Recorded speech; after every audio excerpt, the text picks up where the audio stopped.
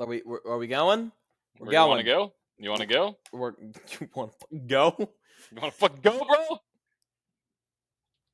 Oh, you froze. You froze. You froze. You froze. You froze. I What the? froze? You did for a second. What the hell happened? It's been 20 seconds. How the hell are we already having issues? Oh wait, I don't we're have a hat recording? on. Oh Lord, I need a hat. You need a hat. Your hair looks like a bird's nest. Thank you. There you go. Bucky's. Good old Busey's. Hey, that sounds good right now. It's a Bucky's barbecue sandwich. Yeah, well, you want to know? So look, you can see the sweat stains on here. I've had this since January, and this is already how. Oh my gosh. That's through having it every day in Florida. This was the one I wore every day. That'll do it. You're wearing it every day, and plus you're in Florida. It's hot as you know what down there. Yeah, I can't find my. I might have to go back to the NASCAR this one. All right, but anyway, welcome. Oh, yep, that's your thing. That taking my job again. I'm telling you, one day you're going to be down to one host, and it's not going to be you. It's going to be me. I'm kidding. Welcome to episode 22 of the Flag to Flag podcast. We were going to put one out last week in person, but we had technical difficulties, so we are now back here. Getting this out more than likely either on the 9th or the 10th of May. And Chad, we have had a lot happen in the motorsport world. But first, how are you? You have a Brentwood shirt on. You have a Bucky's hat on. I do have a Brentwood shirt on. I just now noticed that. This is my. Which one is this? This is the. Oh, this is my Bruin. Oh, this is like my freshman shirt, my freshman year shirt. But yeah, I'm doing all right. You know, been as busy as ever traveling. I was in Indianapolis 2 weeks ago. Then I was in Huntsville last weekend, and then Indianapolis. Mm-hmm. And then this week we're back at Nashville Fairgrounds, so that'll be fun. So cool. That's where this week's Flag to Flag at the track is. It'll just be me, and I'm gonna be working, so probably not gonna get much content out. But you're gonna be at Steeplechase, aren't you? I'll be at Steeplechase. Yes, that is Iroquois Steeplechase horse. So race. what is that? It's a horse race. So we are going to go. We are the Flag to Flag podcast. Okay, are we a racing podcast or are we a motorsports podcast? We're a motorsport podcast. I'm not saying I'm going to grab any content from. No, definitely not. I'm totally just saying we could still have a proper Flag to Flag at the track. It'd just be Steeplechase. So if you see anything on our socials of a horse, that's me. And if you see anything of a car, that's Chad. I'm going to bring all the horse racing aspects. I have no clue about horse racing. I have no idea. Going to be in Steeplechase all day Saturday. That'll be fun. Are you going to actually be like Saturday? Wait, then what are you doing Sunday? Or what are you doing Friday? Tomorrow, That is tomorrow. Shoot, working. Tomorrow. Yeah.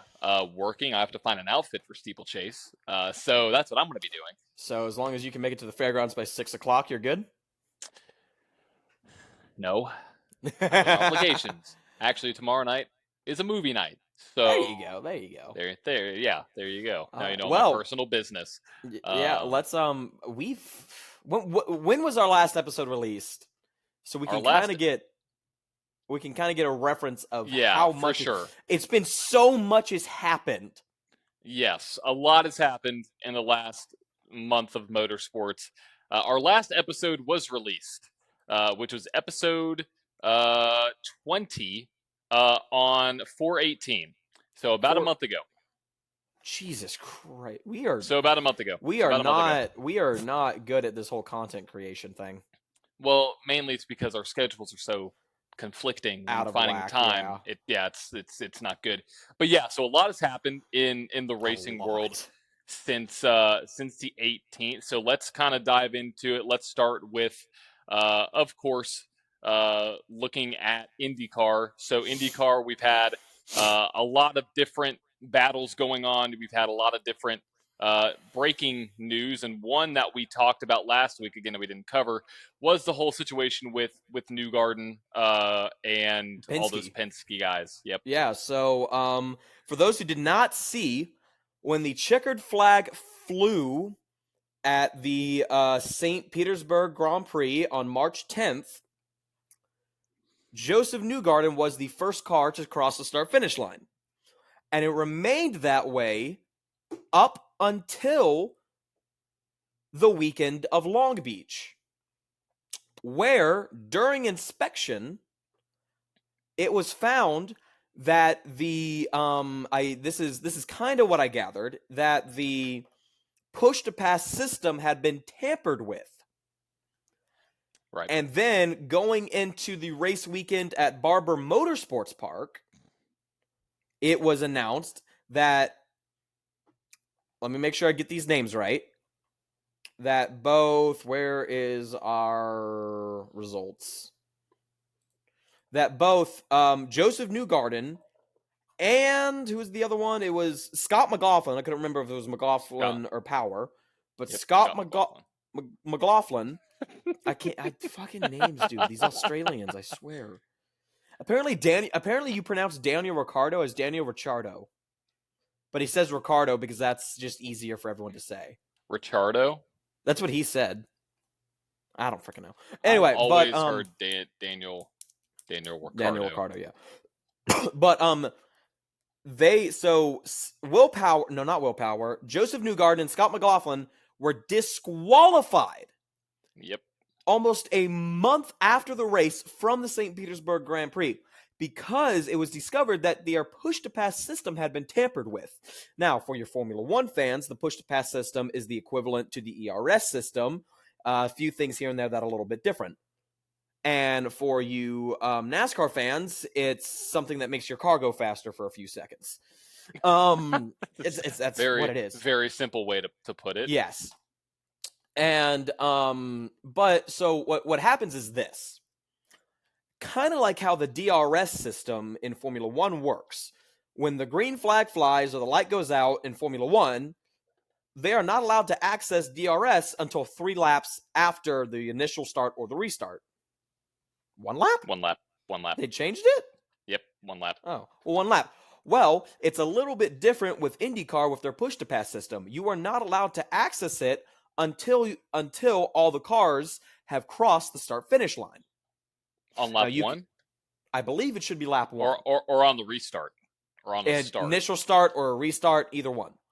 However, since that device is controlled by race control, you are not allowed to access it before you cross the start-finish line on the initial start or the restart. Like I said, this system had been tampered with, giving them access to it beforehand. Mm-hmm. Now, in a statement, it was said that the reason it was like this was because of their test at Indianapolis with the new hybrid system. Right. I don't know how much I'm buying that. Yes. Yeah. Mistakes happen within motorsports. We see it all the time. We see it, honestly, I mean, I don't really like saying this, but we see it almost every weekend in NASCAR with tires coming off. You know, it's one of those things that happens. But something to this magnitude? Yeah, no, that makes sense. Now, that makes sense. It was found it was like this on all 3 cars. However, only Scott McLaughlin and Joseph Newgarden used it.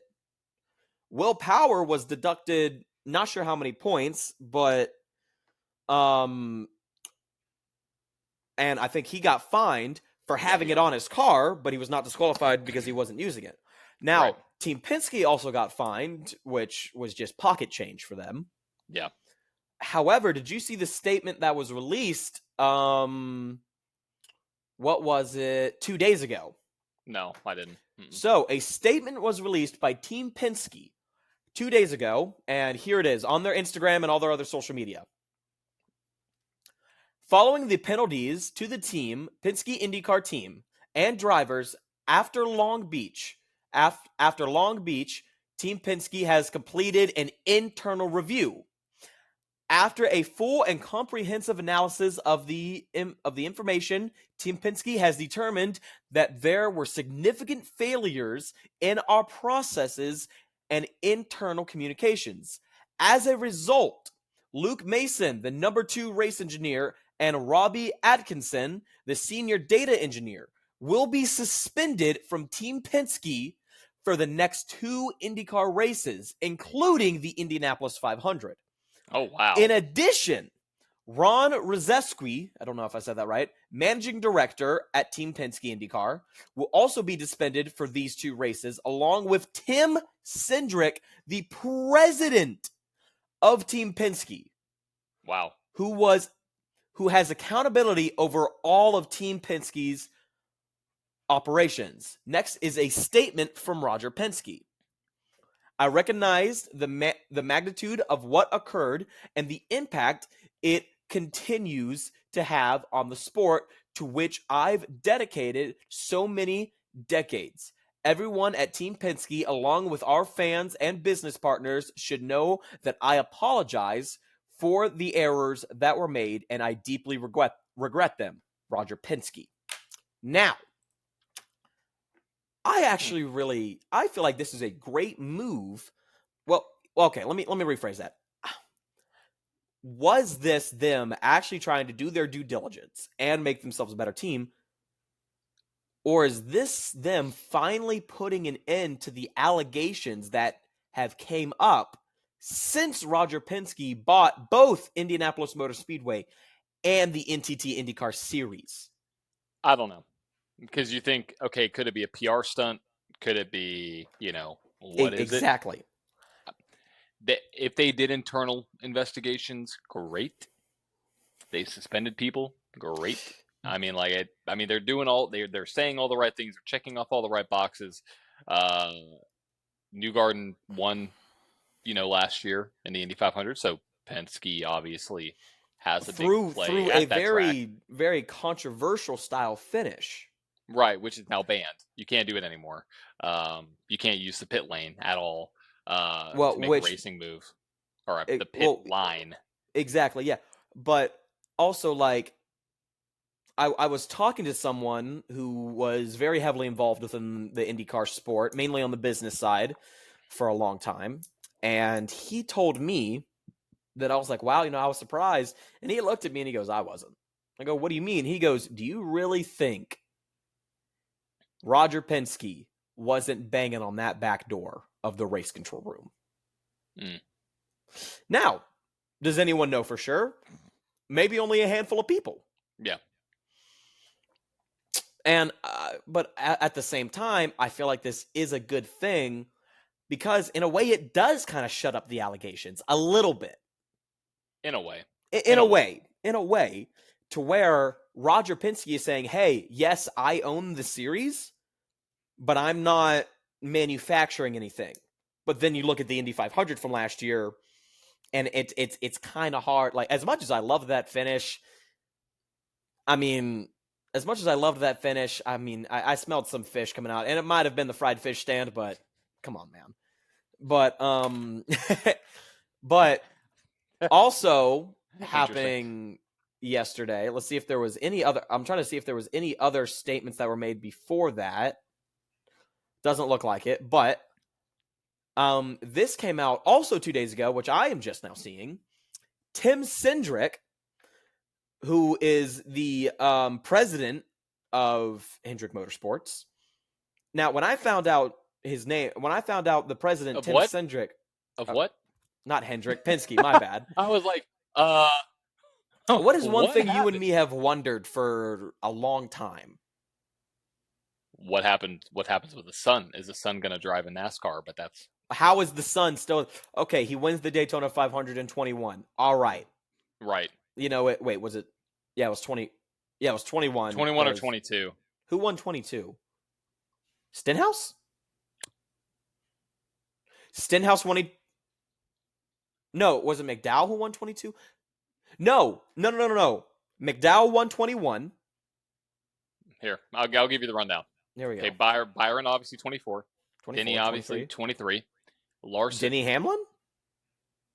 Wait, that's wrong. That is not right. That is Daytona Power. Those power rankings.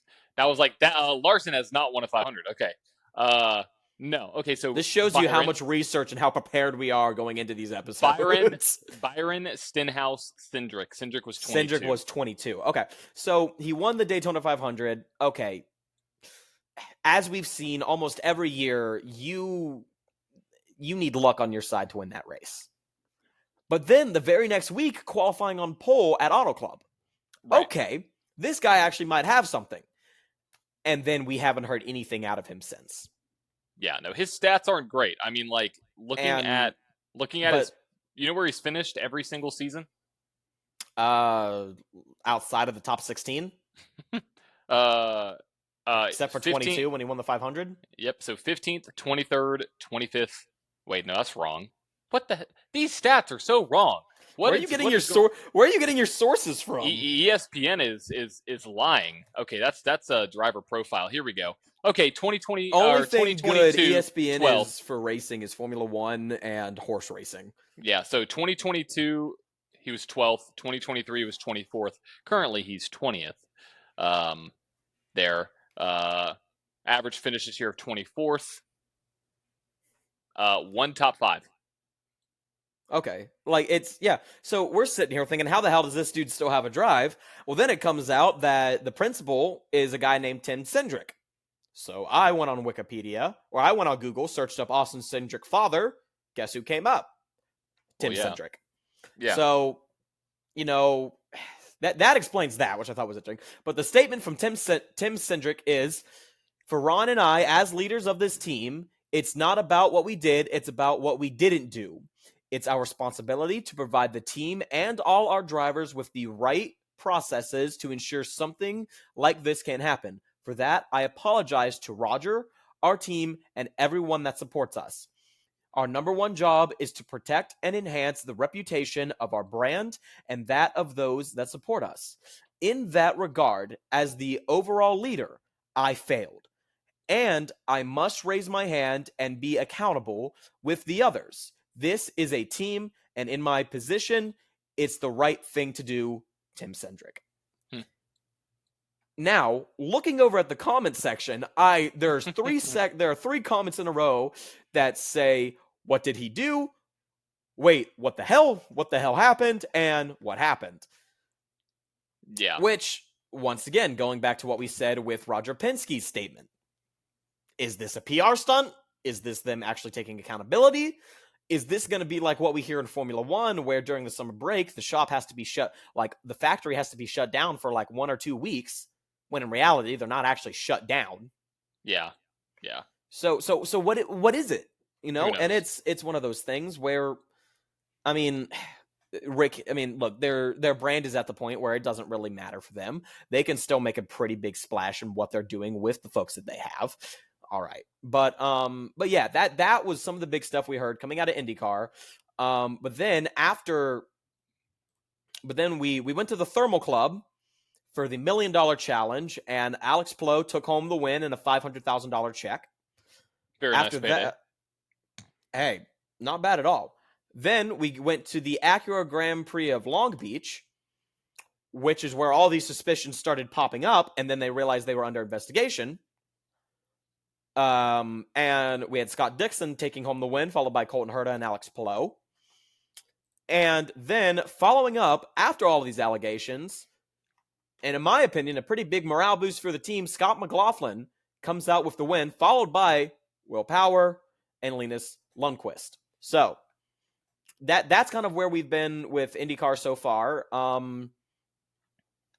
I don't want to say it's been pretty lackluster, but besides that, I mean, the racing aspect's been all right. But then again, you know, we're still very, very in the infant stages of this year. You know. Oh yeah, we're early, so you know we have a lot of racing to go. Racing to go. But I mentioned this last week, but we didn't post it, so I'll go ahead and say it right now.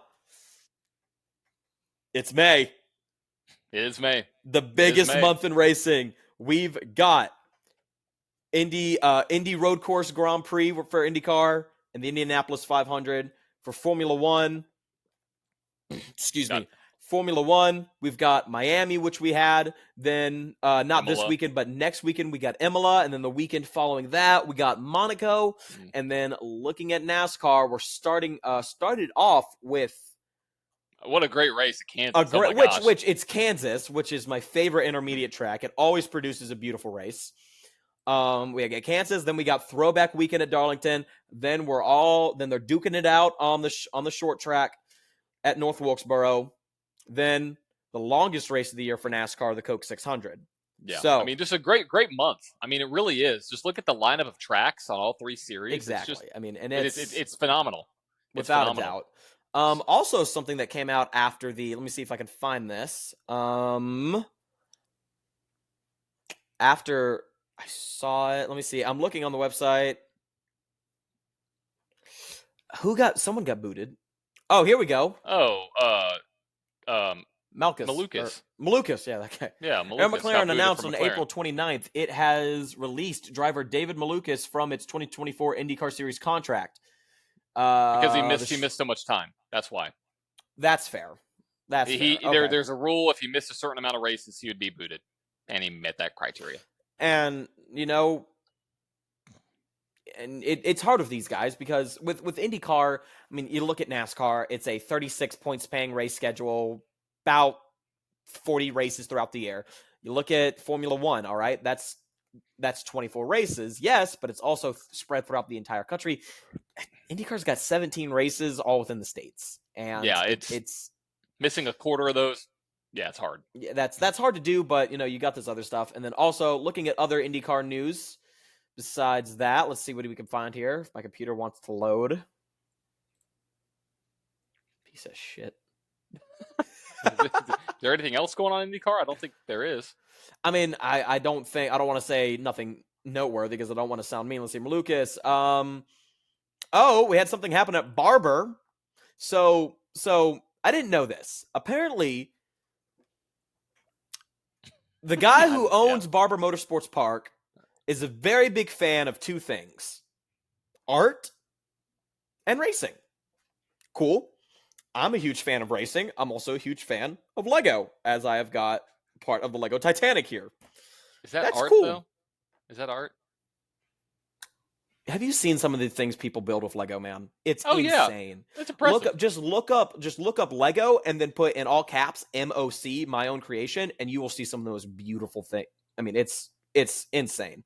But so that's why we see many different things throughout the weekend. It's a very art-based weekend, and I think it's actually kind of cool. Well, I'm driving back home, and I'm just chilling out on the road, and I see, and I'm stuck in traffic, and I'm looking through a bit of social media, and all of a sudden I see something, and I'm like, what in the world is that? Now, I thought the first thing that everyone else thought is that some random woman laying on the track. No. Well, it was a woman, but not a real woman. It was a fucking mannequin.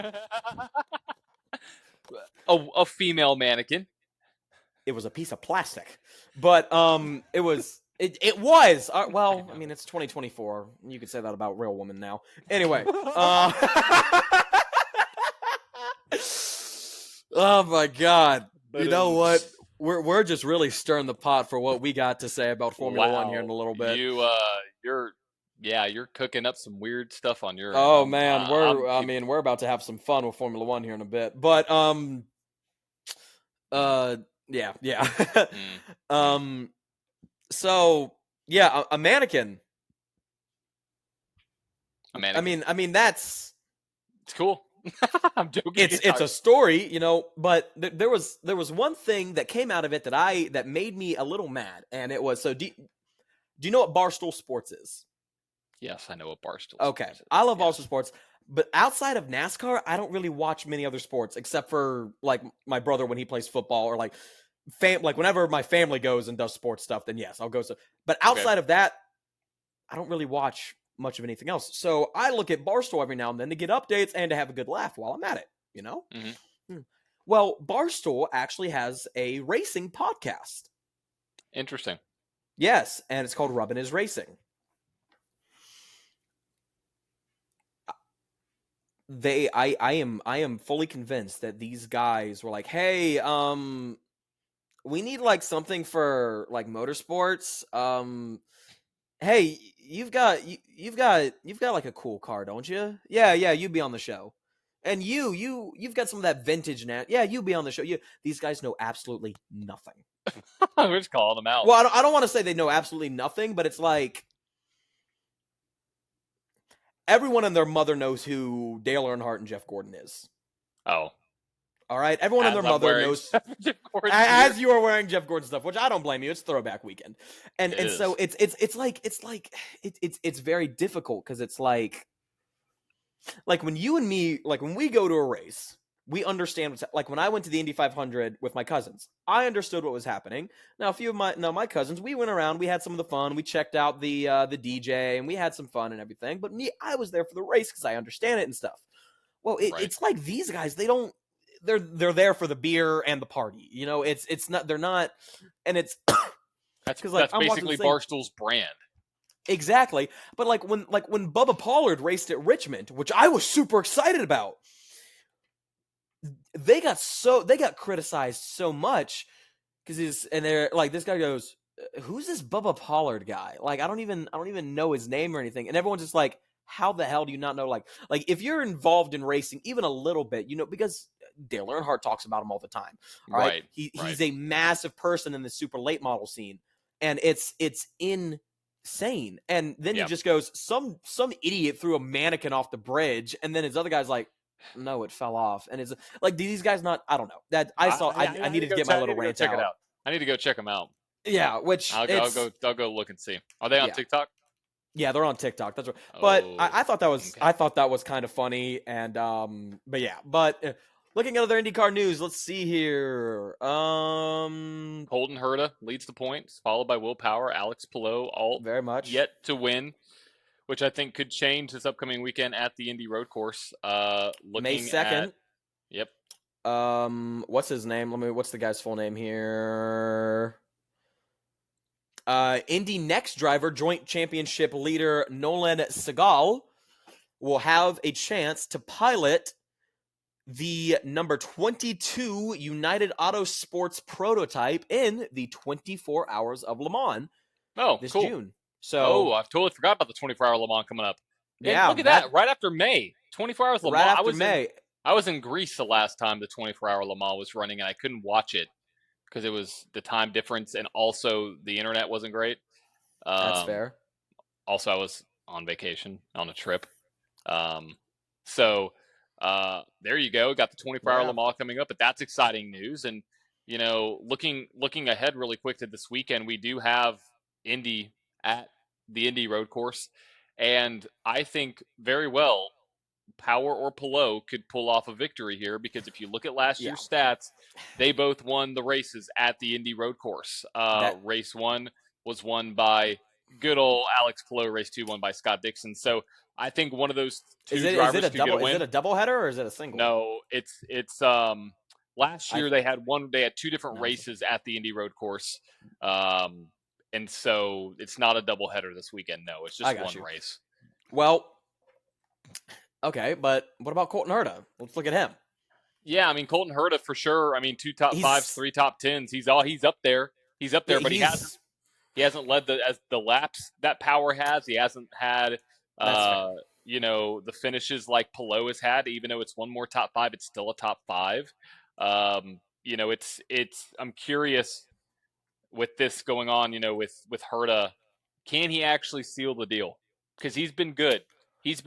But something seems to happen with him, and I think, looking into Indy, I mean, I'm just going to look at the results last year for race number 1. If you look at the results, he finished.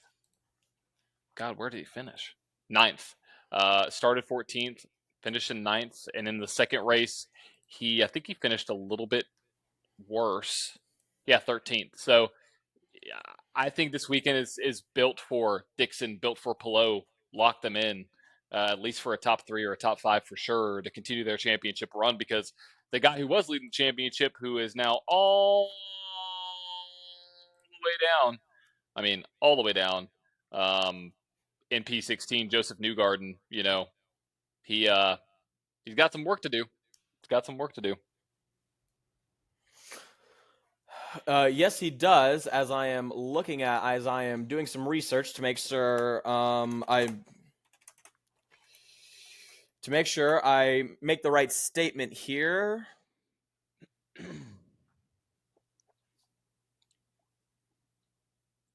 Okay. All right, yeah. So, yeah, this weekend on deck for the NTT IndyCar Series, we will have for the Saturday race. The race is on a Saturday, May 11th. Don't forget that. We have We have multiple different series. All right, I need to go back to the first day. My bad. All right. Where What's is... happening? You'll What's see. Hold happening? on. All right, so USF 2000's first race on Friday, May 10th at 12:10 p.m. Then we will have after that we will have the second What does it have to practice do with session. IndyCar? Then we have the second IndyCar practice at 1:10 p.m. I was like, followed by Indy Next qualifying. USF Pro 2000 race 1 at 3:15. IndyCar qualifying at 4:20. Nice. And the first race for Indy Next at 6:20 p.m. On race day, we are going to have the second race for the USF 2000 at 7:55 a.m. So as the sun is coming up, then geez. at 8:55 a.m., we're going to have the USF Pro 2000 race, second race. Then IndyCars are going to get themselves warmed up. And then at noon, race 3 for the USF 2000. And then 1:10 p.m., Indy Next will have their second race. Then at 3:30 p.m., green flag will fly for the Soncio for the Indianapolis Road Course Grand Prix. Man, you are so English is good not at my strong pronouncing suit. things. Say delicious? Delicious? I thought you said delicious is not my strong suit. English. English. Oh, okay. That makes a little bit more sense. But yeah, so I mean, this weekend got an action-packed schedule for IndyCar, Indy Next, at the Indy Road Course. A couple weekends before we have the Indy 500. So that's what's going on in IndyCar. Let's just go ahead if we want to and move on to Formula One. Talk about some stuff that's happening over here. Since we've last I talked, think we've actually only missed. We only had one race go on since then, actually, if I'm correct. Two. Okay, so we did have China, and Miami. China, then Miami. Yep. China, Miami, where you saw Verstappen obviously win in China, followed by Lando Norris and Sergio Perez. Their first time that Formula One's been back in a couple years. Max got the deal done, but what we saw though was Lando Norris finishing P2, and not to ruin anything because you've probably seen it by now, but that result carried over into Miami. And so let's talk about Miami, where I mean, so he I remember I was driving back from being in Nashville, I was driving back up to Ohio, and John sends as me a always, text and he goes, Lando might get it done. And I'm like, okay, how many laps left? He goes like, you go like 15. And I'm like, okay, a lot can happen in 15 laps. right. Then as time whittled down, I got into a little bit of traffic and I was like, all right, I'm gonna look. And I looked and I was like, it's coming down to like 8 laps to go. I'm like, well, he's got a decent lead. I'm like, he might actually pull this off. And then I FaceTimed you and I was like, is it still happening? And you showed me, like, I mean, and it was insane. It was fantastic, great. I was very happy to see it. Lando Norris won, by the way. Yeah. I mean, that's one little detail. Yeah, that was one of the ones where I was very happy to see. It was, and here's the thing: like, he literally better strategy call, then kept up the pace. When Carlos Sainz won earlier this year, it's because Verstappen's motor just said bye. Well, And it was the brakes. It was the brakes. Okay, it was the brakes. My bad. The brake exploded. Yeah, but either way, yeah, something on the car was. It was a mechanical failure. Yeah. And so now it's like, okay, and which we knew McLaren was bringing in a boatload of upgrades coming into this weekend. Everything, so many. I mean, front wing, rear wing, side pods, floor. I can't even remember the other ones, but I know it was the front wing, the rear wing, the side pods, the floor, probably something to the cage, or not to the cage, but to some of the ducts. I mean, there was a lot of crap that was going on, and it worked. Yeah. And it worked. Now there is some controversy. I don't know if you've seen this. There is some controversy about the pace car about letting Norris go, getting him a head start so he could make it down pit road, and picking up Max when the pace car should have picked up Lando. There's that whole controversy. There's also other news where when Max, during the race, completely blew a corner, he jumped over basically one of the turtles and he had some floor damage that people are saying could have been the cause of the lack of speed on the back end of the run for that Red Bull. A lot of different things there. Whatever it was, it happened. It's over. There's nothing that's in But review. Lando I, I Norris won the race. but I feel like that's one of those gray areas, though. It is. It is because I love Lando that he won, but I am curious why from what I understand, the pace car didn't pick up Matt or didn't pick up Lando, which they should have. He picked up Max, which forced Max to slow down and let. I mean, you didn't see it, but Lando was, I mean, a full half track ahead of everybody else. Yeah, By the time he got through with his pit stop, so yeah, and when they're under a safety car, those cars are slow. It takes a while to get around the track. yeah. It takes them I a minute. it you know what I mean? It's like Yeah, I mean, but at the end of the day, he won by almost 8 seconds, a little over 7.5 seconds. he did on much newer tires.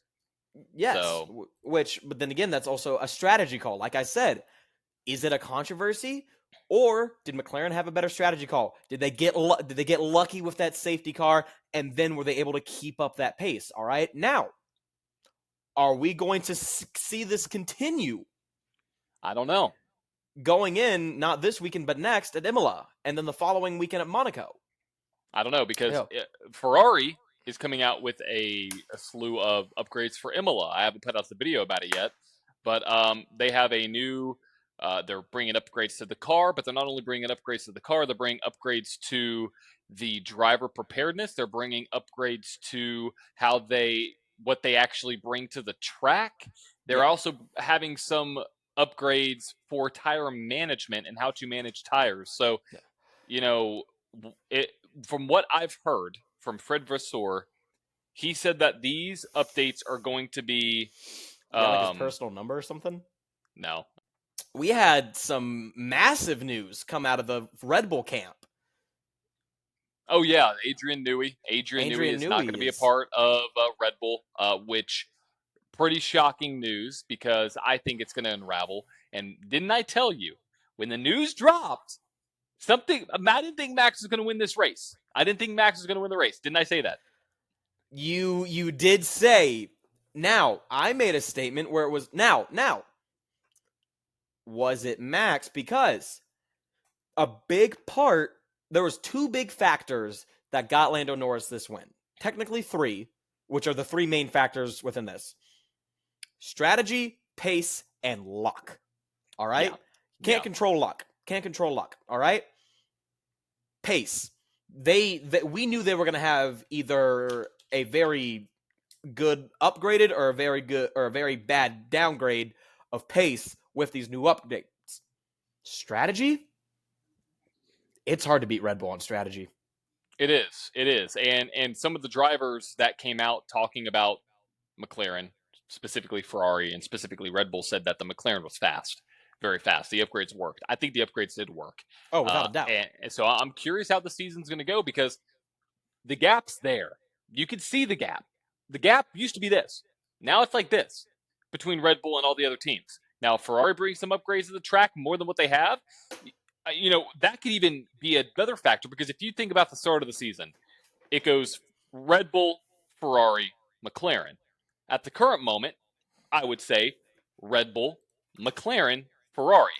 Now, if you look at what's going to happen in Imola, it could go back to Red Bull, Ferrari, McLaren, or it could go Ferrari, Red Bull, McLaren.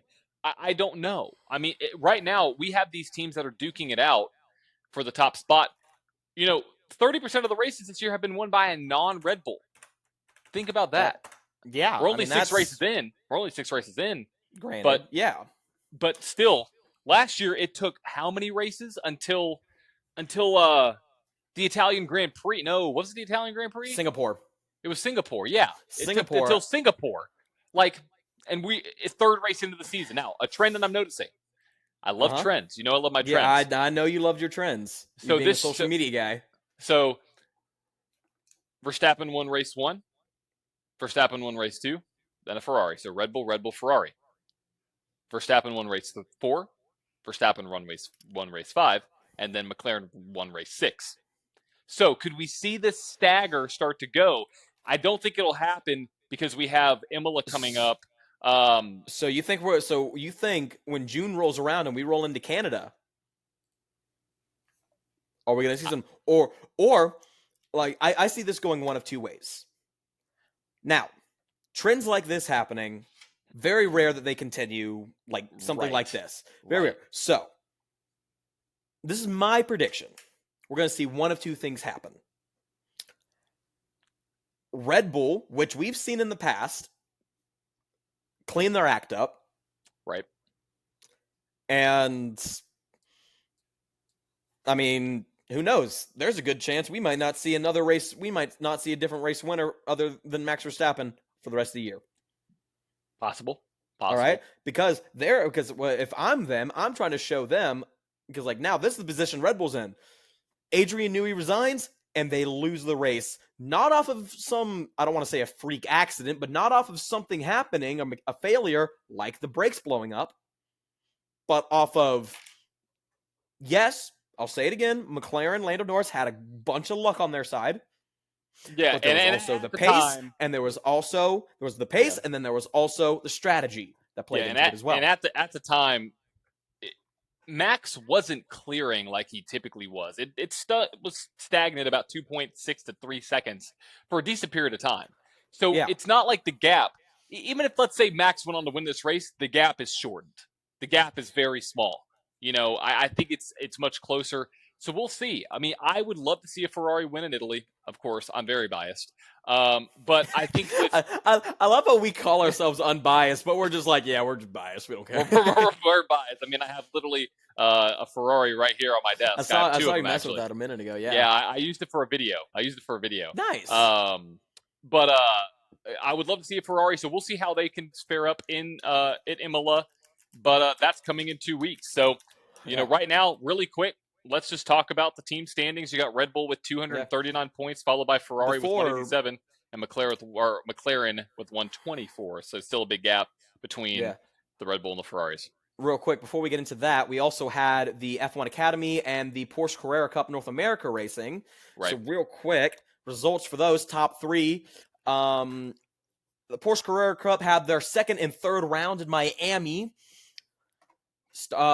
In third place, we had the number 88 machine of Michael Cooper. In second place, the number 9 machine of Zachary Vayner. And taking home the win in race 1, number 24, Loic Hardog. I like that. And then 24. In race 2, which I'm saying this because it says on the website, these are unofficial race results that for the second race. So their second race was third place, number 78, Ryan Yardley. Second place, number 98, Alex Sedgwick. And taking home the win in the number 9 machine, Zachary Vayner. So, congratulations to your top three there. Now, let me make sure I see this. So, in the first race, can I not see the full? Okay, well, I'll make it quick and simple. It was the Abbey polling show for F1 Academy this weekend. Oh, yeah. Going 2 for 2 on the weekend over in Miami. We'll see the F1 Academy again once they about I'll say about late-ish June, over in Barcelona. But yeah, it was the Abbey polling show, and I watched a few of the race results. I watched a few of the highlights. I mean, it was good. There was no question from when the time lights went out. I mean, it was good. It was good. But yeah, going back, we got a 63-point gap between Ferrari and McLaren. I think we're gonna have a pretty good battle for second place in the constructors standings. I see. I'm struggling right now because I said something like this last week, and it ended up not being true. And so, but Right. So I am gonna struggle. I'm gonna struggle to say this. I'm gonna take this with a grain, and depending on how the next bit goes, but I still think we're gonna see. I think we're gonna see a fourth Max Verstappen championship this year. I mean, you look at overall pace. If for some weird reason this trend continues, where it's Max 2 races, another driver, Max 2 races. I mean, like that's still him. And plus, like Max Verstappen, yes, he finished outside the points, but he won the sprint race at Miami and came second. And if I'm not mistaken, let me make sure here before I say this again, because Wait, who God finished knows, outside the points? Verstappen in Australia. Oh. Well, yeah, because of Yeah. brake failure. Well, yeah. Jesus Christ. And then but you also look, oh, What? never mind. Do you know who had the fastest lap of the race? It was Piastri. Yeah. Do you know who had the second fastest lap of the race? Albon. Yes. That's true? I'm serious. It was Wow. Albon. It goes, Verstappen had the 8th fastest lap of the race. Wow. Okay. So we actually, now, this is one race weekend. Also, you have tire strategy, like who was on the softs, if there were soft. I don't remember what tires Piastri were on. There's so much. Yeah. So what are we going to see in 2 weeks at Imola? Who knows? But yeah, if you want to look into the future a little bit, I mean, what are we thinking for Imola? I'm going to be my biased self here. I have to. I want to see Ferrari get a win. I'm going to go Ferrari 1-2. Why not? In the home country. Max third. Yep. Really? Okay. So Charles gets his first win of this year, followed by Carlos, followed by Max. Yeah, I mean, it is hard with, but here's the thing. We were saying this stuff when Singapore happened. We were saying so much crap was up in the air. When we were saying, and, we were kind of even saying this during Australia, there's stuff up in the air. And what happened both times? Maxwell came back and hit it out of the park. Yeah. So I would be very surprised. I mean, I think we're going to see, all right.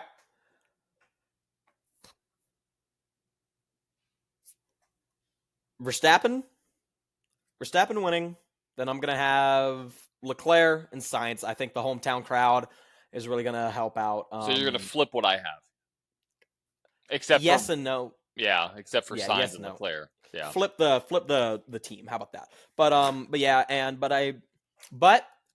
to say this, it's going to be a good fight between the Red Bulls or the McLarens and the Ferraris. Oh yeah. It's going to be a great battle, and I think it's going to be a great battle all year with those guys. I am especially when you have 15 place. Especially when you have 15 points separating Leclerc, Norris, and Sainz in the driver championship. So, Leclerc obviously, with 98, Norris with 83. Oh my bad. They're Norris and Carlos are tied right now with 83 points. So, it's crazy to see. To see. But that's what's going on in the good old Formula One world. So let's move on to NASCAR, our last segment. Local racing report. There you go. Dive into it. Yes, our local racing report is going to be, this week we are heading to Central Missouri Speedway in Warrensburg, Missouri. They had 5 classes racing out here this past weekend. They had the Power I B mods, the Power I Super Stocks, the Power I Midwest mods, the Pure Stocks, and the Power I Late models. So, looking at our results for all of those in the Power I B mods, A main. Let's see here in the number 96 machine came home third. Cody Brill in the number 57 machine started second, coming home second. Aaron Merritt, and in the number 90 machine, taking home the win, finished where he started, Terry Schultz. Congratulations to your top 3 there. The Power I Super Stocks for their 20-lap feature. The number 164 came home third of Michael Muskrat. Started second, finished second. The number 14 of Larry Ferris. And started up front, finished up front. The number 10 hometown hero, Mark Carter. Now let's go and look at our Power Eye Midwest Modifieds. Number 82 machine started 6th, came home 3rd. Was David Wood. The number 059 started 1st, came home 2nd. Jamie Alshire. And in the number 17 machine, started 2nd, finished on the top step of the podium, Logan Rorak.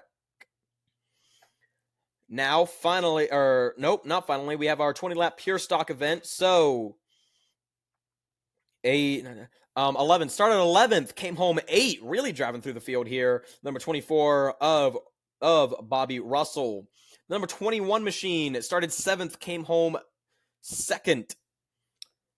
Darian Porter. And the number 7 machine started 2nd, came home with the win, was Spencer Reef. Now, for your Power Eye late models. Let's see here. Started 2nd, finished 3rd. And the number 90 machine was Joe Waltershorst. Some of these names, man, I swear.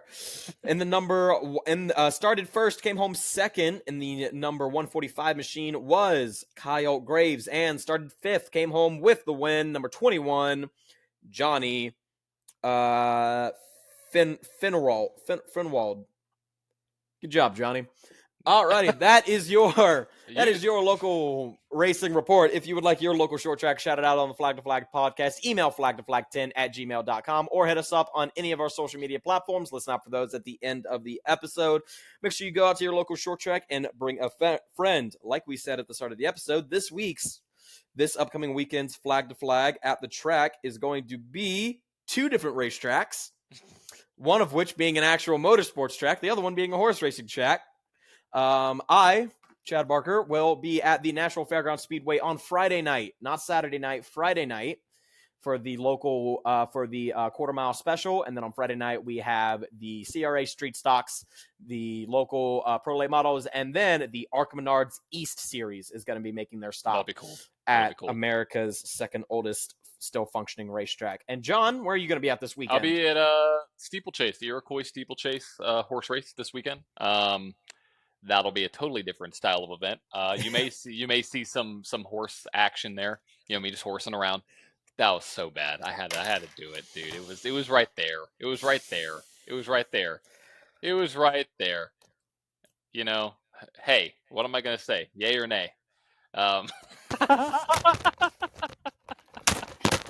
got a hey joke and a nay joke. Look at that.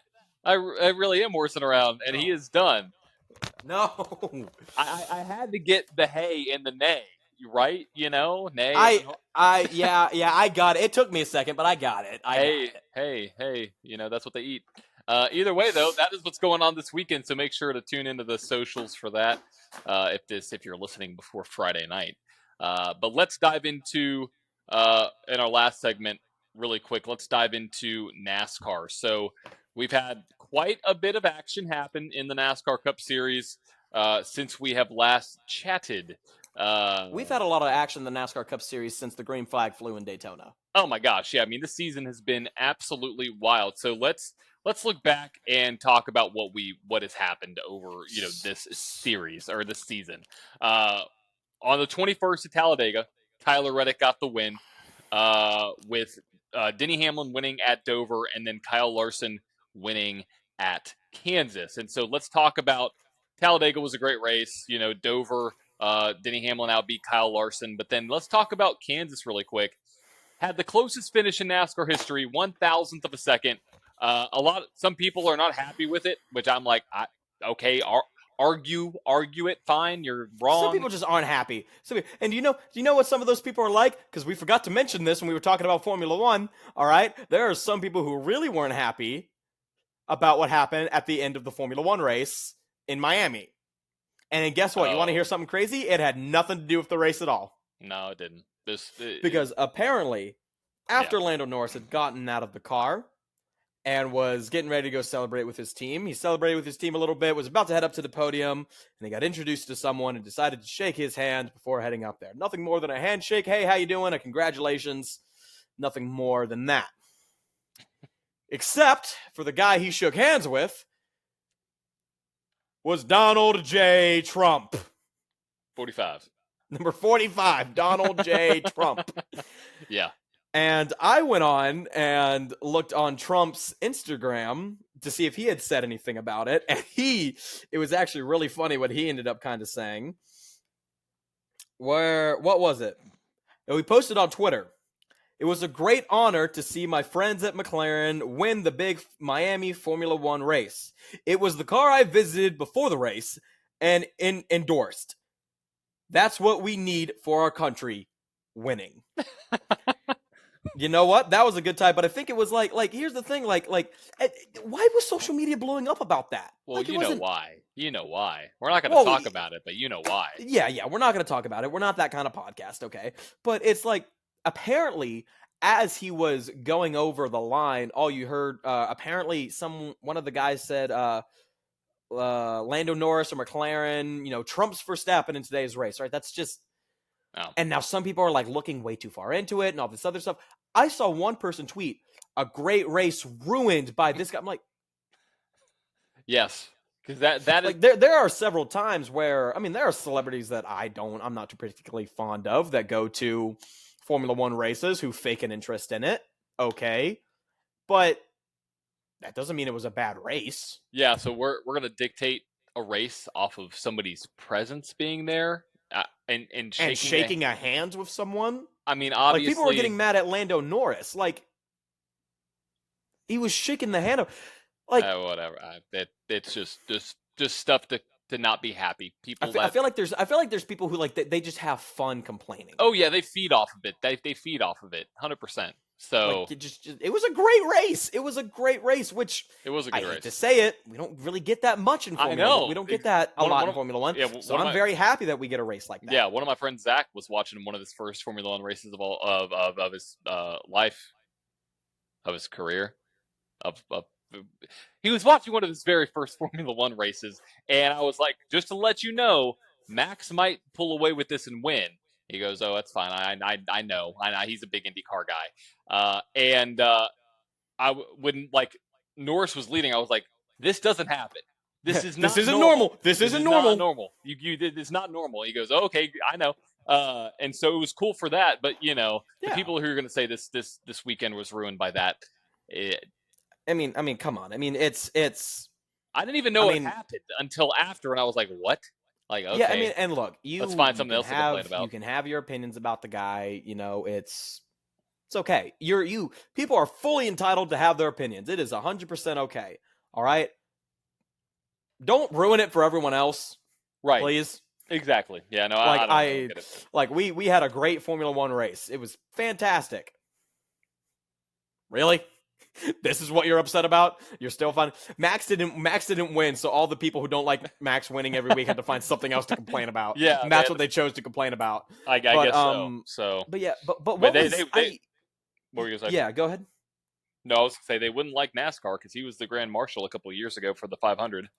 So that was kind of cool. I don't care what anyone says. Like, what other president?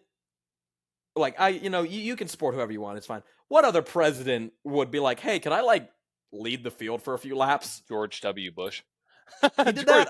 That's before my time. He would. No, he would. No, I'm saying he would. He'd be. Yeah, Bush would have, but yeah. But I mean, that's one of those cool. But yeah, I've kind of heard a few things here and there about the controversy with the finish, which something with the start finish line. And yeah. You know more about this, so I'll let you kind of explain it. So what a lot of people don't know in NASCAR, the start-finish line obviously is where the race starts and where the race finishes. But that physical line isn't actually what technically decides the race. NASCAR has a high-speed camera that's set up at the line that draws a line right straight through here that dictates where that official line is because they need an official line. What people were upset about was the fact that on the part where Buescher was, the line was further up the track versus where Kyle Larson's start-finish line was, and they were saying, hey, this is not fair. That explains the joke that Charlotte Motor Speedway. Did you see the joke? So Charlotte Motor Speedway posted on Twitter. It was a straight edge up against the start finish line, and it said, "Making sure things are great for the Coke 600." I was like, that. Now that you said that, that's good. That's good. Yeah. So basically, the first line was here. The second line was like that on the apron. Let's do this. Either way, some people thought that it was Buescher got cheated out of a win. And I'm just like, okay, let's say the lines were wrong. It doesn't matter because NASCAR has a high-speed camera that they're going to use regardless, which is what they used at Atlanta to determine the winner, who again was by 0.003 of a second. You can't, you can see it with the naked eye, but you need a camera, which is the reason why they have it, so they don't have to rely on the line. Either way, Kyle Larson won in the closest NASCAR finish that we're probably ever going to see. And we thought we saw that this past year at Atlanta. But then we topped that with the Xfinity Series at Texas and topped that by the Cup Series at Kansas. So, that's where we are right now. And you have some people that are upset about it, and those people can go somewhere else. They can continue to be upset about stuff. Those are, guarantee you, same people who were saying crap about Trump being 100%. Yeah, there's fine things to be mad about. Either way, this podcast is not going in the direction that we intended for it to. Well, it's just why get upset? Like, why? Like, be happy. Be happy. You have such a short great life. Race. It was a great finish. So you're really gonna Trump Norris's win by focusing on Trump? Is that what you're telling me? There we go. I thought about it and laughed in my head. Oh, I gotta compose myself. Either way, NASCAR heads to Darlington this weekend, Chad. And we are on slate for a great weekend of racing, starting with Craftsman Truck Series practice and qualifying on Friday with the Buckle Up South Carolina 200 at 7:30. You have the Xfinity Series going on in the Crown Royal Purple Bag Project 200 at Darlington at 1:30 Eastern Time on Saturday. So trucks on Friday, Xfinity on Saturday. And the Goodyear 400, the NASCAR throwback race at Darlington, Sunday, May 12th at 3 p.m. Eastern Time. And as you can see, we are celebrating the throwback, John, with his Jeff Gordon shirt, which I will say, I've grown up being a Hendrick fan, and once again, I might be a little bit biased when I say this, but I think Hendrick's bringing out the best cars this week. By far. I mean, throwing it back to Terry, doing it for Terry, throwing it back to Gordon, throwing it back to Johnson, and throwing it back to Dale Jr. I mean, and you can see I'm participating in Throwback Weekend with my freshman year of high school t-shirt. Yeah, dude. Great job. I should have lent you something when you were here. So I've got something kind of like that, but it's from 2018, and it's the Daytona 500 one. But I mean, it's not throwback. That's 6 years ago. What do you mean? Last year, was it last year? Yeah, last year, Kyle Busch, his throwback scheme. Do you remember their whole production they made? It was like, this year for the throwback, we're throwing it way back to the second race of the year at Auto Club. And I was like, that's good. But it was good. But going back to what you were saying earlier, I made up a little drawing real quick. Oh, nice. To kind of explain what you were saying. I love our art lessons with Chad. Oh. But to kind of make it happen, so this first one we have here, this is, see if I can, this is what it's like at Daytona. So we've got the start-finish line, we got the two checkered start-finish lines, but then we have this yellow line, it's white right here, but it's this yellow line, that is what dictates the winner of the race. Now, let's look at he's Kansas. Holding it, it's like origami. It's like origami shit, yeah, you kidding me?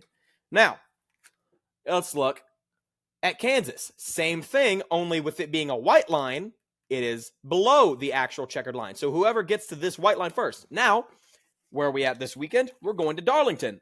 Darlington within itself in the racetrack is a throwback because they just have a line. A line. That's it. And so, yeah, so that's why you get a lot of controversy, and I've had several people ask me, why do they have that? Why is it like that? That's why. It's for the timing loop. It's how it happens, and there you go. And the only time we really use that is for when we have stuff like we had in Atlanta, like we had at Texas in the Xfinity Series, and like we had this weekend in Kansas.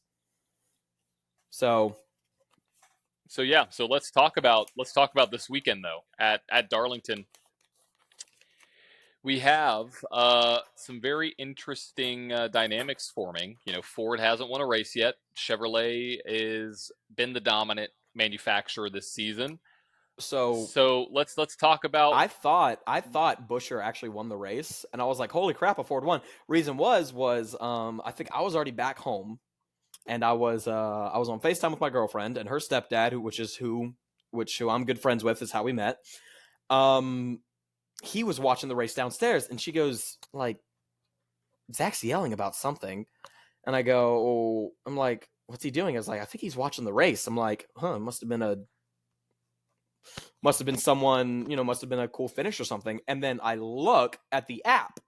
On the timing and scoring, it had Chris Buescher. Yeah, it was Buescher. And I was like, oh, shoot, Buescher won. And I was like, I mean, yeah, okay, cool, Buescher won. Yeah, it's a Ford winning, but I don't know if that's anything hootin' and hollering worth over. And then I look at second place, 0.001, which I think they rounded. Oh, they had to have. I think they rounded. I want to see that number. It's probably so small, you know, like it's probably like 0.00001. I mean, like it's probably like. But dude, that'd be. I mean, literally like inches. Yeah. So so Ford didn't get their win, but I'm curious, who do you think is going to win this weekend? Let's give our picks for this weekend's Cup Series race at Darlington. Who do you got? Before I skew your bias. Oh yeah, well you told me your pick earlier. I did. And I've been kind of thinking about it, and I can see why you would think that, but at the same time, hold on. With that being said, with who your pick is, all I'm going to say it's a Ford. You picked a Ford. It is a Ford. Which I won't spoil your pick for you, but I think last week, that showed that Ford has the potential to win a race. All right? We know it's not off of speed because the first part of this season so far has been dominated, in qualifying has been dominated by Fords. We've seen the Fords have speed. We've seen the Fords up front. It's probably one of those things where it's like what you talked about. It's probably just one of those weird trends we see, which, who knows? I mean, we're not even halfway through the season yet. Yeah, we're still in the first third. Yeah, and so we have to keep that in the mind as well. And looking back at it, I mean, it obviously at this point, it's hard not to have either Denny Hamlin or William Byron in your mix, in there. It's hard to not Kyle have Larson. those. Or Kyle Larson. Or Kyle Larson, who he's getting up there too. It's hard to have those guys not in there, but what it is hard to do is to look at the Ford drivers and see who really looks up there, all right? Now, are we going to see something out of the RFK camp? I don't know. Are we going to see something out of the Penske camp or the Stewart-Haas camp? Stewart-Haas is still very much in the rebuilding phase with their team, but it's still a possibility that they could get something done. Darlington is a driver's track. Mm-hmm. All right? You have to manage everything. And I think the drivers even said like that turn, like the wall coming out of turn 2 is like a magnet.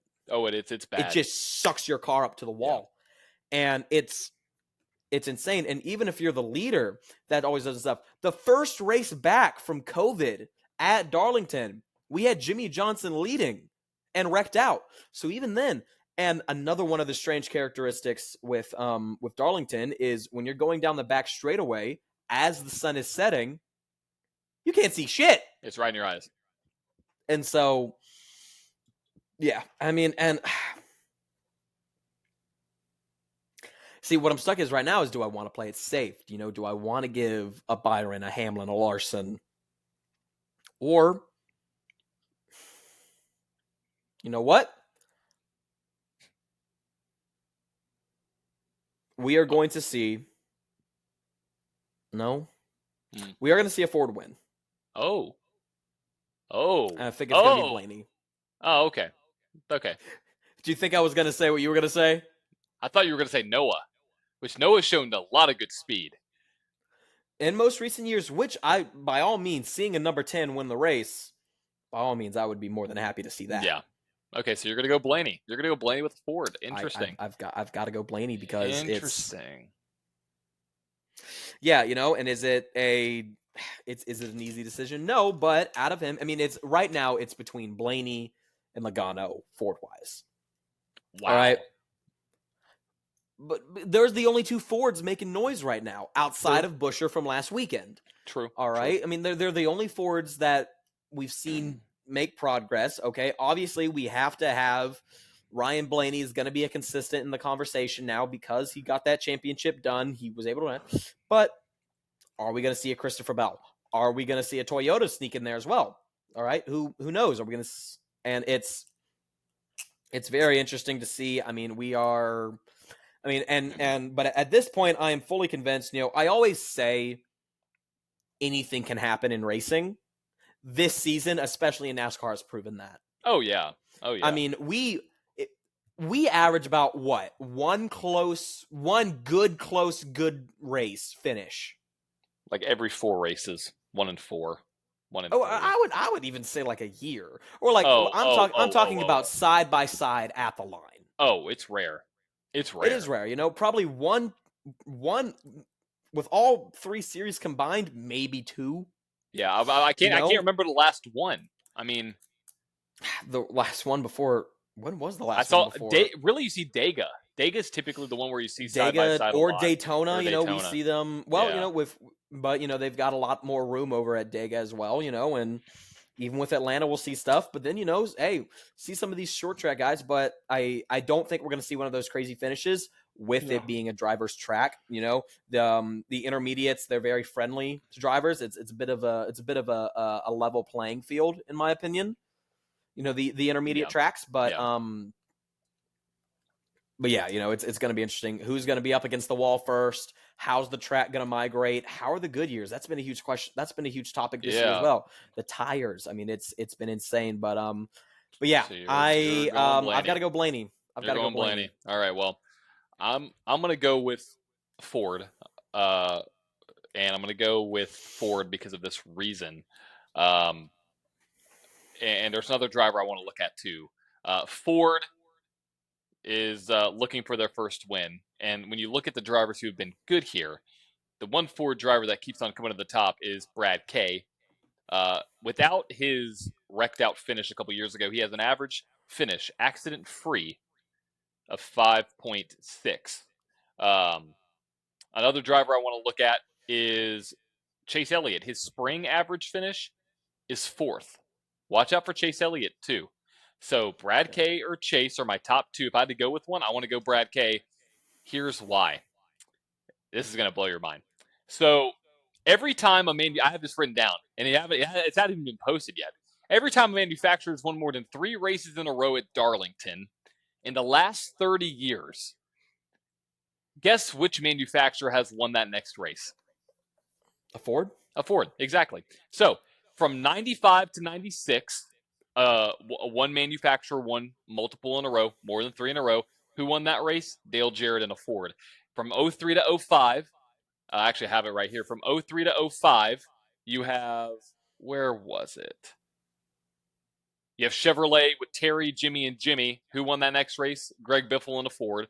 And then in 2015 to 2017, you had Toyota with Carl Edwards, Martin Truex Jr., and Denny Hamlin winning back-to-back-to-back. Who won that next race? Brad Kay and a Ford. Who has won the last 3 races at Darlington? Chevrolet. So I'm just saying, I think this could be another one of those weird things. So you said that was going to blow my mind, and those stats and those numbers, that didn't blow my mind. What blew my mind is, do you have like nothing else going on in your day for you to sit down and do that? That took me about an hour to look at the trend. That's fair, but it's like, were you the one who noticed it, or did you get like a tip somewhere? Oh no, I just looked at the previous finishes. I'm like, okay, Chevrolet's won 3 in a row. Has this ever happened? And I look back and I'm like, okay, Toyota won back-to-back in 01 or in 2021. Toyota won back-to-back from 2015 to 2017. Ford won that next race. Okay, that's interesting. Let's look at the next time there was winners 3 in a row, which was 03 to 05. Technically 04. 03 to 04, Ford won the next one in 05. Then you look back, Chevrolet won 4 in a row, and who won that next one was a Ford. I think there was only one other time. Yeah, Chevrolet won 3 in a row, and then the next one was won by an Oldsmobile back in '91. So, like, wow. I mean, that is a very interesting stat. Now, the more and more that stat happens, the less and less the odds are of it happening again. yeah, Going back to what we were saying about with Formula One, with Max Verstappen and a non-Red Bull race winner. yeah, that one I don't trust. This one, it's happened. If think about this, it's happened in every decade: '90s, '95 to '96, '03 to '04, '15 to '17. Could it happen? We got about one every decade, and this is the time. This is the time. I mean, yeah, we're right in the middle of the holy crap, we're already in the middle of the decade. But if Ford wins, I'm telling you right now, it's going to be wild because I've seen some of their odds. Their odds are not good. For Ford to win, it's like a plus 450. With other manufacturers, with Chevy and Toyota, it's like plus 125. So remind me again. Do you want that number to be lower or higher? Well, you want it to be closer to 100. That's the more likely it's going to happen. So, like, for example, so it's like a percentage. I'll give you an example. So, team props right now for the race. Toyota has the highest likelihood of winning at a plus 105. Chevrolet with the second highest probability of winning with a plus 140. Toyota with the third highest at plus 450. The further negative you get, the more likely it's going to happen, or the books think that it's going to happen more. The higher it gets in the plus category, it means the less likely it's going to happen. So for money, I'll put my money on Ford to win. Any Ford. It doesn't have to be any. It could be any Ford, and that's a plus 450. Or go with a Toyota with the safer bet, which who they expect to win. Is Sophia sure you don't have a gambling problem? I'm sure it's not. I mean, you have if you bet, you have to know those numbers, Chad. I don't have a that is fair. That is fair. You're not going off of a feeling. You're not going off of my lucky number. I mean, you're. That is one thing I will say about you. You do the research before you do anything. Right. Which, and in the past couple of weeks, I've been terrible. It's been so bad. I was about to ask, how's your 10 to 10,000 thing going? Oh, terrible. It's so bad. It's terrible. Because the last 3, Talladega was awful. Texas wasn't great. Dover, not great as well. Kansas was completely screwed. The last 4 races have been very bad. Because I thought, we're at like $100. Were we at like 450 at one point? I was at 3. Okay. 350. But I went from 10 to 100. So if I stop now, I 10x my money. There you go. But you're not going to stop. No. Last week screwed me. I already got my bets on Brad K in. So Brad K, top 3, top 5 win, please, good sir. Get me back on track. So there we go. Well, I think, Chad, that wraps up our episode 21. Technically, it's episode 21 here. And we have actually now reached the top 1% of podcasts. If you know what I mean. You don't know that stat. No, I have no clue what you mean. So only 1% of the podcasts in the entire world put out more than 21 episodes. Ever. So we are now technically, by quantity of episodes, in the top 1%. How many other podcasts are in that top 1%? I don't know. A lot. But hey, you know how many are in the 99? More. What? It was too easy, dude. I had to make it easy for you. For you. I mean, that's yeah. I mean, that is cool. Still don't know what our monthly listeners are, but for those who do, hi mom. One monthly listener, no. Well, we're gonna get more. We'll be good. Yeah, that's good. That's good. I think you said we're gonna try and get some content out this week.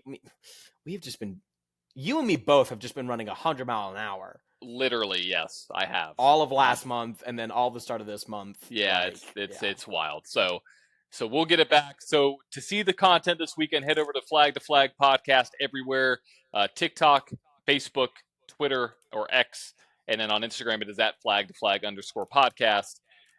We have reached a checkered flag. Make sure to subscribe if you haven't already to our YouTube show, or hit that like button on Spotify or Apple Podcasts and rank our podcast so we can get more higher ranked spots in the podcast world on Spotify and those platforms. And we've seen some ratings come in, so we appreciate all of those. So, Chad, any final words before we wave the checkered flag?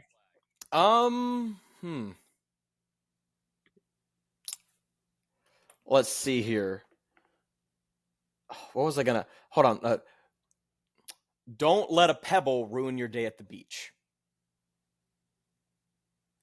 Deep. Very deep. If you can kind of get where I'm going with that. Very deep. Yes, I know what you're going. Yeah. Yeah. So I mean, look. Interesting. I appreciate the wisdom. Don't look at what you don't have. Look at what you do have. And so it's that's one thing I've always grown up thinking. But yeah. 100%. But yeah. There you go. Well. All right. Thank y'all. We've reached a checkered flag. My virtual checkered flag. Flying. Jesus